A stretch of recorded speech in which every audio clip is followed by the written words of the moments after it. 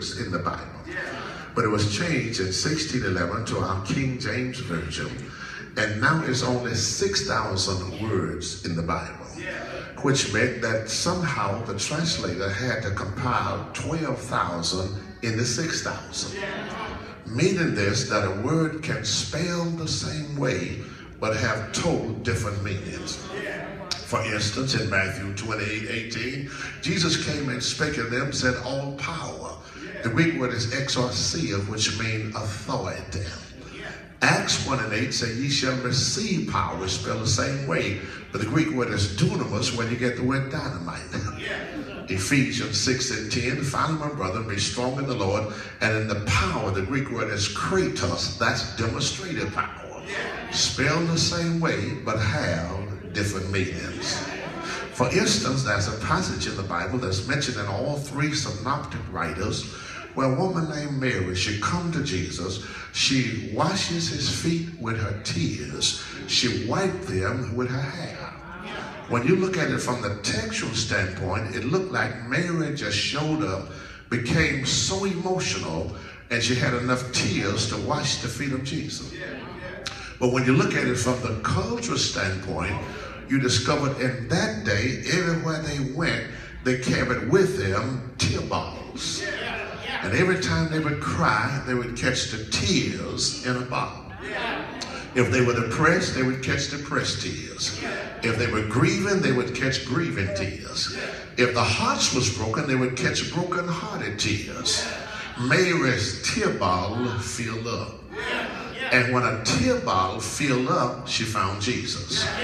And when she found Jesus, she poured all of her tears at his feet. Meaning she was pouring all of her problems at the feet of Jesus. Talk to me, somebody. And so textual preaching is good, but expository preaching deals with three things. It deals with interpretation, which means you find out what the Bible is saying. It deals with investigation, you find out what the Bible means. And then it deals with application, you find out how you fit into the text. Because whenever you read the Bible, it is like standing in front of a mirror. And when you stand in front of a mirror, you don't see the person down the street. You see the one standing in the middle. So whenever I read the Bible, I don't see y'all, I see me. The only way I can bless somebody else, I have to see myself first before I can bless someone else. That's why it's so important that we watch every word in the text. We watch every comma, every period, every semicolon, every question mark. They're there for a reason. Whenever you see a comma in the Bible, it's for a rest period. 2 Corinthians chapter 4 verse 8 says, we're troubled on every side, comma. Meaning that when God sends trouble in your life, he lets you rest before he sends some more trouble. Say, we're troubled on every side, comma, yet not in distress, semicolon. Semicolon is used in place of a period, which means a long extended period of time. Which means God, when he sends trouble, he lets you rest a long while before he sends some more trouble. Whenever you see a question mark in the Bible, only you can answer that. Psalms 116 verse 12, what shall I render unto the Lord for all his benefits towards me? Can't nobody answer that but you. Because don't nobody know what God have done for you but you. Talk to me, somebody. Whenever you see an exclamation mark, the word prior to that should be emphasized louder. For instance, in Matthew 23:23, woe unto you, scribes, Pharisees, hypocrites. Right after the word hypocrite, that's an exclamation mark. Now here's how it should read. Woe unto you, scribes, Pharisees, hypocrites. For you pay tithes of mint, onions, and cumin, and have omitted the weightier matters of the law, judgment, mercy, and faith. Jesus said, this you ought to have done, and not leave the other undone. Now here's what Jesus was saying. Jesus was saying during his day, tithing was so common that even hypocrites were paying their tithes. But here's what he's also saying: when you fail to tithe, that you don't equal up to a hypocrite. Am I here by myself? Whenever you see an apostrophe S, it means ownership. Leviticus chapter 27 verse 30, he said tithing is holy and it is the Lord's, apostrophe S meaning ownership. Meaning that whenever I come to pay tithes, I should never say I'm paying my tithes, because it wasn't yours in the first place. All I'm doing is just releasing what God let me use. Am I putting y'all to sleep? And so every word in the Bible, it means something. Talk to me, somebody. Scholars said when you study the Bible, you should seek out the verbs in the text, because the verb is what the action is. In Genesis chapter 3 verse 6, there are 4 verbs, for instance. And when the woman saw, that's verb number 1, a tree to be desired, to make one wise, she took, that's verb number 2. She did eat, that's verb number 3. And she gave, that's verb number 4. A look became a lust. A desire became a decision. A choice became a change. A sinner became a seducer. Talk to me, somebody. And whenever you seek out the verbs, you're looking for the action. But you should also, scholars said, seek out the subjects of the text. Because whenever you discover what the subject is, you know what the pensman had in mind when he penned what he penned. And if there's a sentence and there's no subject, you become the subject of the sentence. For instance, in Galatians chapter 5, in Ephesians 5:18, it said, be not drunk with wine wherein is excess, but be filled with the Spirit. And since there's no subject in the text, who should be filled?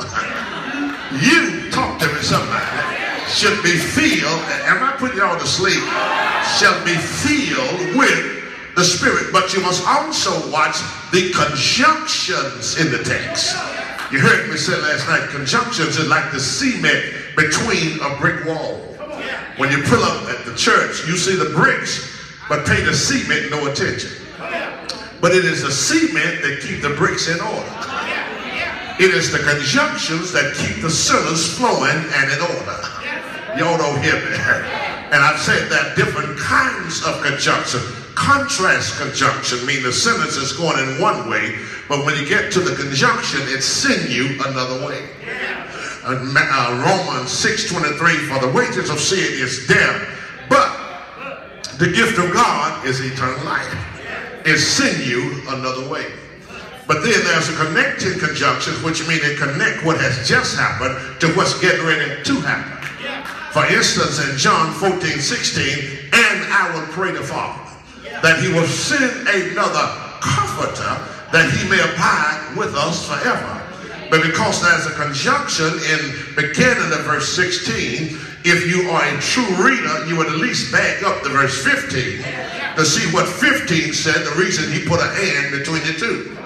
Because you see, when you see promises in the Bible, there's a principle connected to it.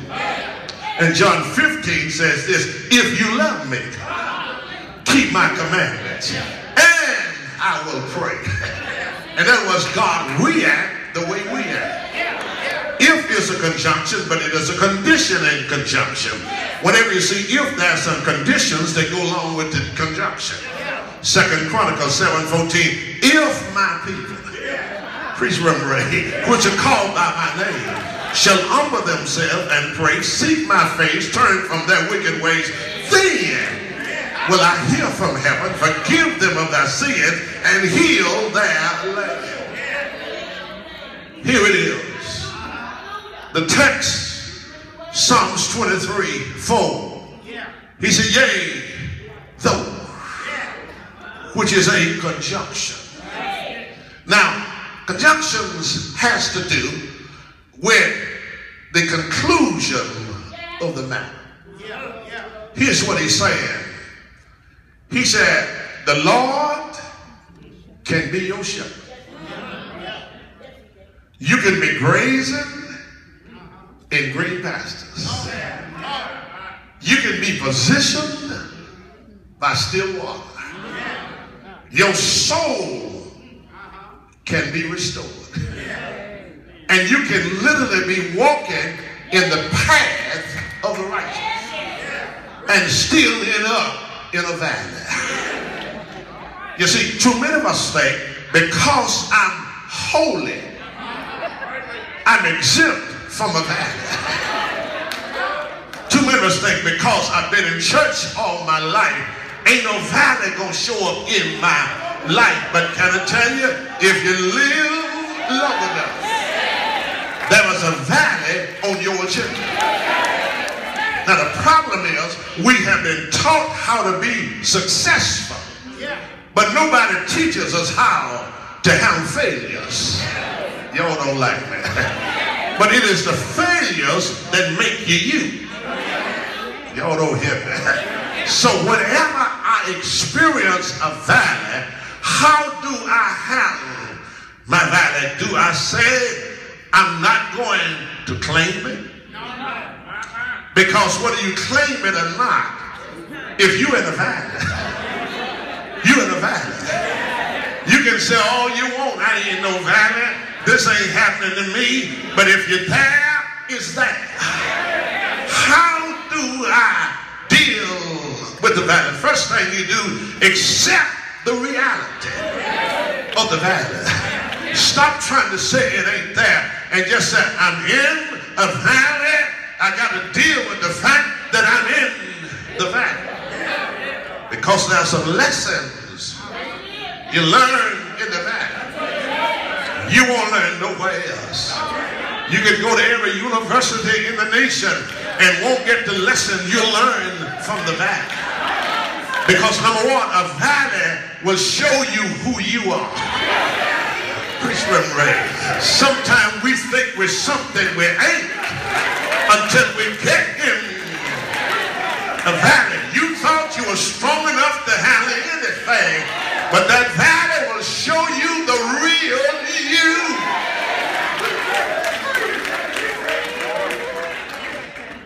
Valley will give you some muscles you never dreamed you'd have. Valley will give you some strength that you thought you already had. But the valley will also show you who your friends are. People walk around talking about, I'm your friend. You won't really know it till you get in the valley. Ever got in the hip in this house? You get more phones that's got a voice message. Leave me a brief message. I call you back when I get a chance. You don't know who your buddies are till you get in the valley. Matter of fact, most of us in here can count all of our friends, real friends, on one hand and have 2 or 3 fingers left over. Don't have a witness? Valleys, they're there for a reason. What I discovered, God order our valleys. You don't just stumble into them. God, oh, you don't believe me. Psalms 37 verse 23 said the steps of a good man, they are ordered by the Lord. Because sometimes God has to get us to the point where we discover we ain't got nobody else to depend on but him. Do I have a witness?